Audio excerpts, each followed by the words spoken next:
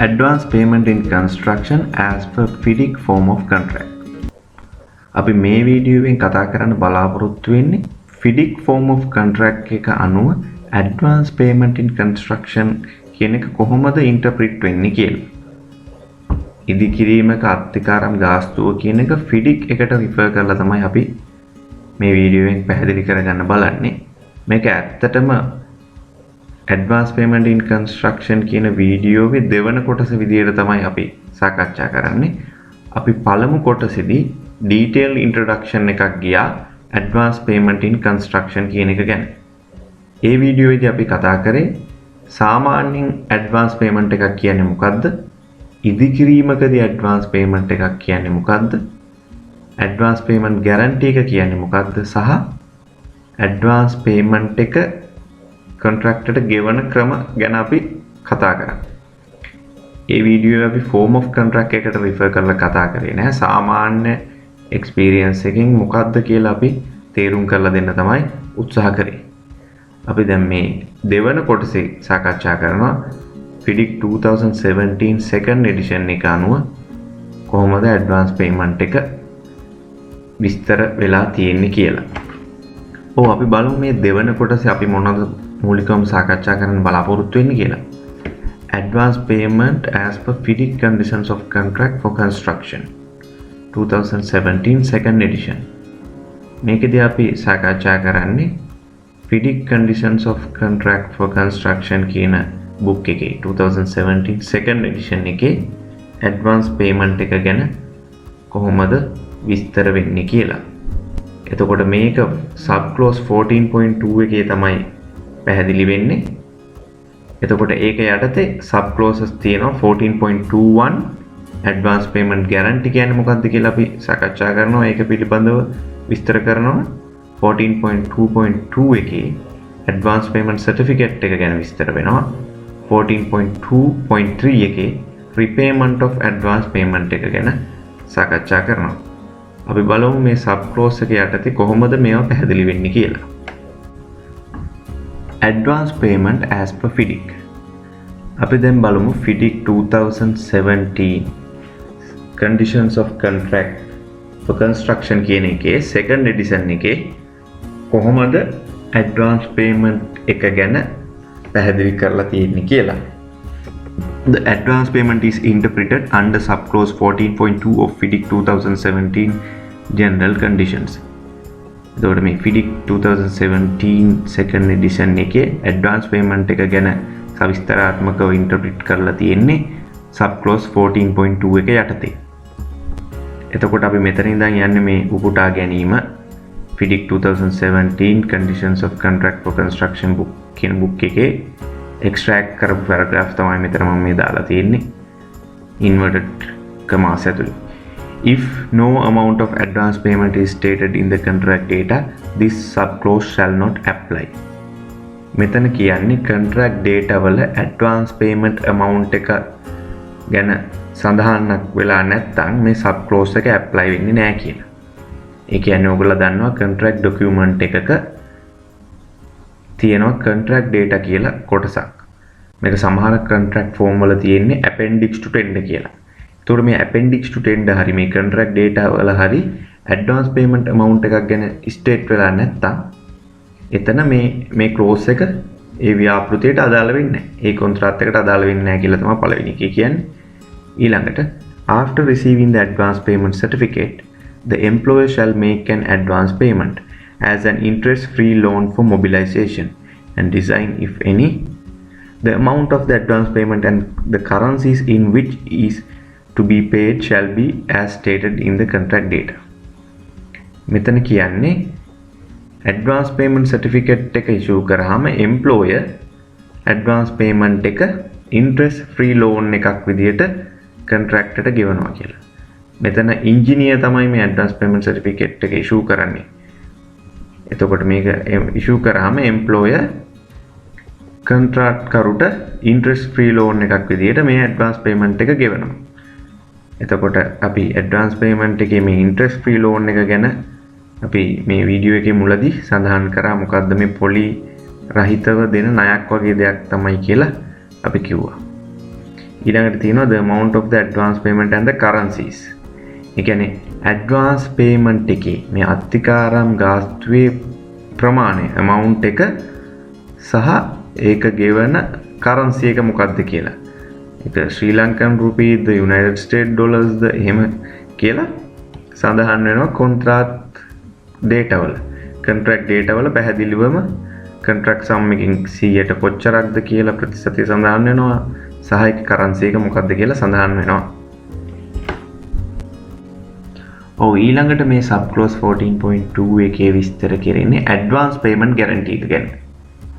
මම මෙතන උපුටා දක්වනවා the contractor shall obtain at the contractor's cost an advance payment guarantee in amounts and currencies equal to the advance payment and shall submit it to the employer with a copy to the engineer.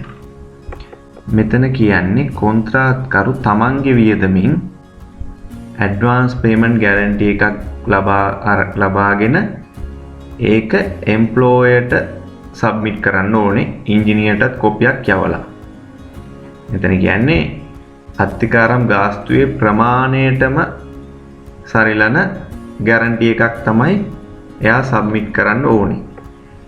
අපි හිතමු contract sum එකකින් 120ක advance payment එකක් දෙනවා නම් ඒ 120 ප්‍රමාණයටම හරියන advance payment guarantee එකක් එයා අරන් දෙන්න ඕනේ employerට.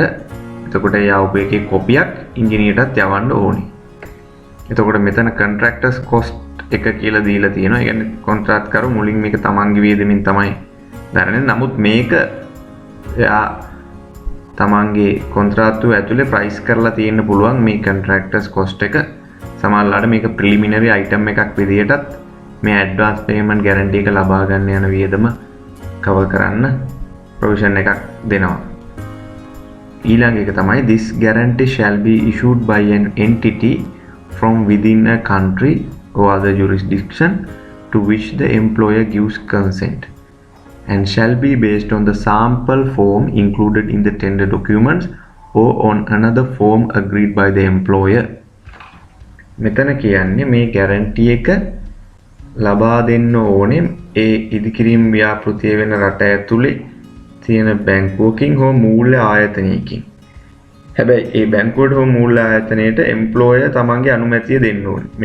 මෙන්න මේවා තමයි ලබාගත යුත්තේ කියලා එම්ප්ලොයර් එක සඳහන් කරලා තියෙනවා. එතකොට මේ ගැරන්ටි එකට සාම්පල් ෆෝම් එකක් සාමාන්‍යයෙන් ටෙන්ඩර් ඩොකියුමන්ට් එකක දෙනවා. ඔයගොල්ලෝ FIDIC එකේ බැලුවත් FIDIC book එකේ තියෙනවා advance payment guarantee එකේ sample form එකක්. ඒකේ blanks තියලා තියෙනවා. ඒ අදාළ කට්ටියට fill කරන්න. දැන් බැංකුවක් කොන්ත්‍රාත්කරුවට guarantee දෙනකොට එතන පොඩි කිවිසුමක් වගේ දෙයක් තියෙනවා. එතකොට ඒ form එක sample form එකක් විදියට FIDIC එකේ දීලා තියෙනවා. ඒක tender documents වලත් සාමාන්‍යයෙන් මේ sample forms attach කරනවා. එක්කෝ ඒ sample form එකට හෝ වෙනත් employer එකඟ වෙනත් form එකකට විදියට තමයි මේ advance payment guarantee කියන එක ලබා දිය යුත්තේ කියලා. ඊළඟට කියනවා the contractor shall ensure that the advance payment guarantee is valid and enforceable until the advance payment has been repaid, but its amount may be progressively reduced by the amount repaid by the contractor as stated in the payment certificate. මෙතන කියන්නේ කොන්ත්‍රාත්කරු වග වෙන්න ඕනේ මේ advance payment guarantee එක වළංගු වෙනවා කියලා advance payment එක සම්පූර්ණයෙන්ම ගෙවිලා ඉවර වෙනකම්. අපි කියමු contract sum එකෙන් 120ක් දුන්නා කියලා. ඒ කියන්නේ මිලියන 100ක ව්‍යාපෘතියක් අපි උදාහරණයක් විදිහට සැලකුවොත් එතකොට මිලියන 20ක් අත්තිකාරම් ගාස්තුවක් විදිහට කොන්ත්‍රාත්කරුට ලබා දුන්නා නම් ඒ ලබා දීපු මිලියන 20 නැවත එම්ප්ලොයර්ට ගෙවෙනකම් මේ advance payment guarantee එකේ කාල සීමාව වළංගු වෙන්න ඕනේ. එතකොට ඒ කාල සීමාව contract එකේ තියෙනවා. එහෙමත් නැත්නම් ඒක employer-ගෙන් දැනගන්න පුළුවන්. ඊළඟට මෙතන තව වැදගත් දෙයක් කියනවා මේ advance payment guarantee එකේ amount එක ක්‍රමක්‍රමයෙන් අඩු වෙනවා කොන්ත්‍රාත්කරු වර්ක් ඩන් එක යන විදිහට. ඒ කියන්නේ දැන් 120ක් අපි ලබා දුන්නා කියලා ගත්ත උදාහරණයක් ගමු ආයි මිලියන 20ක් ඇඩ්වාන්ස් පේමන්ට් ගැරන්ටි එකක් කොන්ත්‍රාත්කරු දුන්නා නම් එම්ප්ලොයර්ට ඒක ටිකෙන් ටික ගෙවෙනකොට අපි කියමු ඉන්ටරිම් පේමන්ට්ස් වලදී ඒක ටිකෙන් ටික අර ඇඩ්වාන්ස් පේමන්ට් එක රිකවර් වෙනවා. එතකොට මේ රිකවර් වෙන්න අර ඇඩ්වාන්ස් පේමන්ට් ගැරන්ටි එකේ ප්‍රමාණය අඩු විය යුතුයි. නැත්නම් ඒක කොන්ත්‍රාත්කරුට අවාසියක්. එතකොට ඒ ආකාරයට තමයි ඇඩ්වාන්ස් පේමන්ට් එක ඩ්‍රාෆ්ට් කරන්න කියලා මෙතන කියන්නේ. ඊළඟට මේ සබ් ක්ලෝස් එකේ මේ ඇඩ්වාන්ස් පේමන්ට් එක ගැන තවදුරටත් මේ ආකාරයෙන් සඳහන් වෙනවා. If the terms of the advance payment guarantee specify its expiry date and the advance payment has not been repaid by the date 28 days before the expiry date, A. The contractor shall extend the validity of this guarantee until the advance payment has been repaid. B.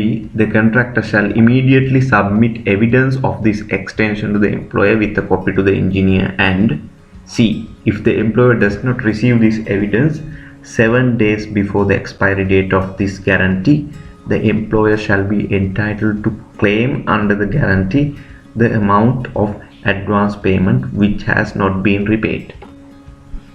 මෙතන කියන්නේ දැන් advance payment guarantee එකක් දෙනකොට ඒකේ expiry date එක සඳහන් වෙනවා. එතකොට මේ expiry date එක ඉවර වෙන්න දවස් 28කට කලින් advance payment එක තවමත් ගෙවිලා ඉවර වෙලා නැත්තම් සිදුවෙන දේවල් තුනක් තමයි මෙතන කියලා තියෙන්නේ. එතකොට අපි හිතමු advance payment guarantee එක ඉවර වෙන්න තියෙන්නේ මැයි 28 කියලා.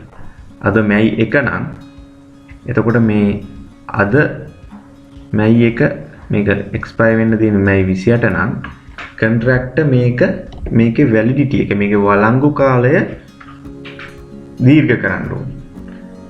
ඒක කොන්දේසියක්. ඊළඟට B එකේ තියෙනවා මේ the contractor shall immediately submit evidence of this extension. එතකොට මේ දීර්ඝ කළා කියන එකේ එවිඩන්ස් එක ටක් ගාලා එම්ප්ලොයර්ට සබ්මිට් කරන්න ඕනේ ඉන්ජිනියර්ට කොපියක් සමග. ඊළඟට C එකේ තියෙනවා if the employer does not receive this evidence 7 days before the expiry date of this guarantee, the employer shall be entitled to claim under the guarantee කියන එක. එතකොට මෙතන කියන්නේ employer මේ expiry date එකට දවස් 7කට කලින්වත් මේක extend කරා කියන සාක්ෂිය ලැබුණ නැත්තම් employerට අයිතිය තියෙනවා. employer entitled වෙනවා. හිමිකම් කියනවා අර guarantee එකේ amount එක එයාට ලබා ගන්න. guarantee එකේ ප්‍රමාණයට හෝ ඉතුරු වෙලා තියෙන ගානට ඒ ටික encash කරගන්න එයාට හිමිකම තියෙනවා කියලා තමයි කියන්නේ. එතකොට ඊටාම වැදගත් කරුණක් තමයි advance payment එක repay වෙලා නැත්තම් advance payment guarantee එකේ expiry date එකට දවස් 28කට කලින් ඒක අනිවාර්යයෙන්ම කොන්ත්‍රාත්කරු දීර්ඝ කළ යුතුයි. එතකොට මේ දීර්ඝ කළන එක සාක්ෂිය යවන්න ඕනේ එම්ප්ලොයර්ට ඉන්ජිනියර්ටත් කොපියක් සමග. එතකොට මේ expiry date එකට දවස් 7කට කලින්වත් අඩුම තරමේ ලැබුණ නැතොත් මේ දීර්ඝ කළාය කියන සාක්ෂිය ඒක එම්ප්ලොයර් ඒ guarantee එකේ තියෙන amount එක ලබා ගන්න පුළුවන්. When submitting the advance payment guarantee, the contractor shall include an application for the advance payment. එතකොට advance payment guarantee එක කොන්ත්‍රාත්කරුවෙක් submit කරනකොට contractorට පුළුවන් ඒක advance payment එක ඉල්ලන්න.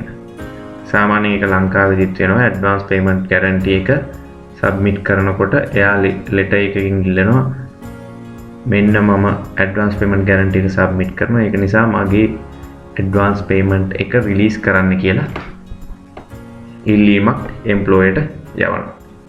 sub clause එකේ ඊළඟට තියෙන advance payment certificate එක ගැන. advance payment certificate එක කියන්නේ මේ advance payment එක release කරන්න කියලා engineer ගහන certificate එකක්. අපි දන්නවා සාමාන්‍යයෙන් interim payment application එකක් contractor කෙනෙක් submit කරාම ඒ කියන්නේ එයා monthly interim claim එකක් submit කරාම ඒක engineer certify කරලා interim payment certificate කියලා එකක් ගන්නවා. දැන් මේ advance payment එකටත් එහෙමයි. advance payment certificate එකක් කියලා එකක් engineer issue කරනවා. ඒක ගැන තමයි මෙතන තියෙන්නේ. The engineer shall issue an advance payment certificate for the advance payment within 14 days after the employer has received both the performance security and the advance payment guarantee in the form and issued by an entity in accordance with subclause 4.2.1 and subclause 14.2.1 respectively, and B. The engineer has received a copy of the contractor's application for the advance payment under subclause 14.2.1. මෙතන කියන්නේ engineer කෙනෙක් advance payment එක certificate එක issue කරන්නේ මුලින්ම employer ට performance certificate එකයි advance payment guarantee එකයි අර sub clause වලට අනුකූලව ලැබෙන්න ඕනේ. එතකොට ඒවා ලැබෙන්නත් ඕනේ සහ ඉන්ජිනියර්ට අර ඇප්ලිකේෂන් එක ලැබෙන්නත් ඕනේ. මට ඇඩ්වාන්ස් පේමන්ට් එක ලබා දෙන්න කියලා කොන්ත්‍රාත් කරුවෙන් එන ඇප්ලිකේෂන් එක. එතකොට මේ දෙකම සම්පූර්ණ වෙලා දවස් 14ක් ඇතුළත තමයි ඇඩ්වාන්ස් පේමන්ට් සර්ටිෆිකේට් එක ඉන්ජිනියර් ඉෂුව කරන්නේ. මේ ඇඩ්වාන්ස් පේමන්ට් සර්ටිෆිකේට් එක ඉෂුව කරව විගස එම්ප්ලොයර්ට ඒක ගෙවන්න පුළුවන්. ඊළඟට මේ සබ් ක්ලෝස් එකේ 14.2.3 repayment of advance payment. එතකොට මේ සබ් ක්ලෝස් එකේ කියන්නේ ඇඩ්වාන්ස් පේමන්ට් එක නැවත ගෙවෙන ආකාරය. ඒ කියන්නේ ලබා දුන්නු අත්තිකාරම් ගාස්තුව නැවත එම්ප්ලොයර්ට ගෙවෙන ආකාරය තමයි පැහැදිලි කරන්නේ. The advance payment shall be repaid through percentage deduction in payment certificates. එතකොට ඇඩ්වාන්ස් පේමන්ට් එක නැවත ගෙවෙන්නේ payment certificates වලින් ප්‍රතිශත අඩුවීමක් විදියට. ඒ කියන්නේ මම කලින් සඳහන් කරා වගේ IPC interim payment certificates තියෙනවනේ. ඒ interim payment certificates වලින් ටික recover වෙන විදියට තමයි advance payment එක නැවත ගෙවෙන්නේ. එතකොට ඊළඟට කියනවා unless other percentages are stated in the contract data. ඒ කියන්නේ ප්‍රතිශතයක් සඳහන් වෙලා නැත්නම් contract data වල A deduction shall commence in the IPC in which the total of all certified interim payments in the same currency as the advance payment exceed 10% of the portion of the accepted contract amount payable in that currency less provisional sums. මෙතන කියන්නේ අර IPC වලින් deduction එක පටන් ගන්නේ මුළු interim payment certificate වල එකතුව. අර contract sum එකෙන් provisional sum අඩු කරාම එන එකේ 10%ක් වත් වෙන්න ඕනේ. ඒ කියන්නේ advance payment එක recover කරන්න පටන් ගන්න. ඒ කියන්නේ මේ percentage එක deduct කරන්න පටන් ගන්නේ මුළු interim payment certificate වල එකතුව අර contract sum එකෙන් provisional sum අඩු කරාම එන එකේ 10%ක්වත් portion එකක් සම්පූර්ණ වෙන්න ඕනේ. කියන එක තමයි ඒකේ තියෙන්නේ. ඒ වගේම deduction shall be made at the amortization rate of 1 quarter of the amount of each IPC in the currencies and proportions of the advance payment until such time as the advance payment has been repaid. එතකොට මේ deduction rate එක amortization rate එක කියන්නේ අඩුවී ඉන්න මේ අඩු වෙන rate එක සාමාන්‍යයෙන් 125ක් IPC එකෙන් 125ක් විදියට තමයි වෙන්නේ. මේක සාමාන්‍යයෙන් අපි calculate කරනකොට ඕගොල්ලෝ interim payment application වල දකින්න work done value of work done එකෙන් තමයි අපි මේක මේ සාමාන්‍යයෙන් මේ percentage එක අඩු කරන්නේ. එක ඒවා වෙනස් වෙන්න පුළුවන්. සාමාන්‍යයෙන් වෙන එක දැන් මේ FIDIC එක කියලා තියෙන්නේ 125ක් amortization rate එකක් විදියට හැම IPC එකෙන්ම ඒක කපා ගන්නවා අර advance payment එක repay වෙනකම්. මේ repayment of advance payment එක ගැන අවසාන වශයෙන් මේ sub clause එකේ දැක්වෙනවා මෙහෙම. If the advance payment has not been repaid before the issue of the taking over certificate for the works or before termination under clause 15, termination by employer, clause 16, suspension and termination by contractor, or clause 18, exceptional events, the whole of the balance then outstanding shall immediately become due and payable by the contractor to the employer. මේකේ කියන්නේ advance payment එක ගෙවා අවසන් නැත්තම් මෙන්න මේ හේතුන් ටික නිසා එතකොට මෙන්න ඒ advance payment එකේ ඉතුරු ටික employer-ට ලබා ගැනීමට හිමිකමක් තියෙනවා. contractor විසින් employer-ට ගෙවිය යුතුයි කියලා. එතකොට අපි බලමු මේ හේතු ටික මොනවද කියලා. advance payment එක repay වෙලා නැත්තම් taking over certificate එක issue කරන්න කලින් taking over certificate එක කියන්නේ engineer වැඩ අවසන් කියලා issue කරන certificate එක ඒක issue කරන්න කලින් advance payment එක ගෙවි අවසන් නැත්තම් repay වෙලා නැත්තම් ඒ කියන්නේ recover වෙලා නැත්තම් ඒ අවස්ථාවේදී employer-ට ඒක ලබා ගැනීමට chance එක තියෙනවා. ඒ කියන්නේ එයා ඒක ලබා ගැනීමට entitled. එහෙමත් නැත්නම් තව එකක් තියෙනවා before termination under clause 15. ඒ කියන්නේ termination by employee. ඒ කියන්නේ employee විසින් termination කරන අවස්ථා තියෙනවා. ඒ වෙනකොටත් repay වෙලා නැත්නම් ඒ වගේ මොහොතකදී repay වෙලා නැත්නම් ඒත් employee-ට ඒක කොන්ත්‍රාත් කරු විසින් ගෙවිය යුතුයි කියන එක තියෙනවා. ඊළඟට clause 16 suspension and termination by contract. එතකොට මෙන්න මේ suspension and termination by contract කියන අවස්ථාවේදී වෙනකොට repay වෙලා නැත්නම් ඒත් ඒක ලබා ගන්න පුළුවන් employer-ට. so clause 18 exceptional event එකක් වෙලා තිබ්බොත් ඒ මොහොතේ හැටියට එතකොට ඒත් employer-ට ඒක ලබා ගැනීමේ අවස්ථාව තියෙනවා. ඒ වෙනකොට ඉතුරු වෙලා තියෙනවා නම් advance payment එක ප්‍රමාණයක් ඒ ටික ලබා ගැනීමට හිමිකම් කියනවා කියලා තමයි මේ අවසාන වශයෙන් කියන්නේ. එතකොට ඔය ආකාරයට තමයි අපි advance payment එක ගැන FIDIC form of contract එකේ 2017 second edition එකේ තියෙන sub clause එක පැහැදිලි කරගත්තේ.